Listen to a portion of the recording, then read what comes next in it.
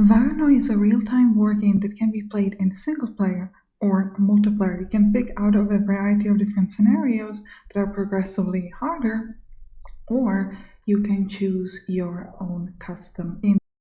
What makes this wargame really interesting is its focus on hierarchy and orders. Essentially, each unit can have three subordinates, and you can give out orders to a unit or to its subordinates, and this way you can create a pretty deep tree of subordinates and control a huge variety of units. This game is really cool because a lot of the wargame things are hidden. For example, each unit just has a range and sight. That's all you kind of need to know, and some have special abilities like flying, but each terrain also has a different limitation, so you want to make sure that certain units that have a good sight stay in a good terrain, otherwise their benefit is pointless.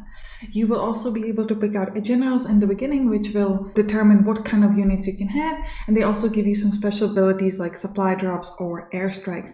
Another really important thing that this game will teach you is to protect your leaders, because if your leader gets destroyed, then all of the units under it will break, and you can essentially win the game by simply destroying an enemy unit. Speaking of winning the game, there are two main ways to win the game. There's an elimination, which you win if you destroy all the enemies or their leaders. And then there is a domination, which means if you control all the points on the map for a certain amount of time, you can win.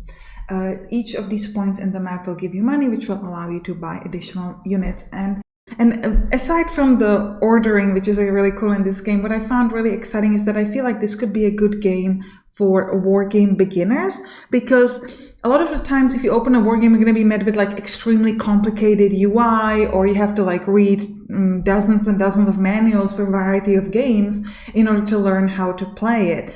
But this one is kind of like you can pretty easily get in. The manual is very short. It's just a few pages that explain like how the units work, and even if you don't read it, you can kind of like deduce it from the game. It's really not that hard. But it doesn't mean that the game itself is necessarily easy. It's just you don't have to worry about so much complexity that a lot of the war games brings, and spend hours and hours learning it before you can even start playing. So that's why I think this game is really, really cool.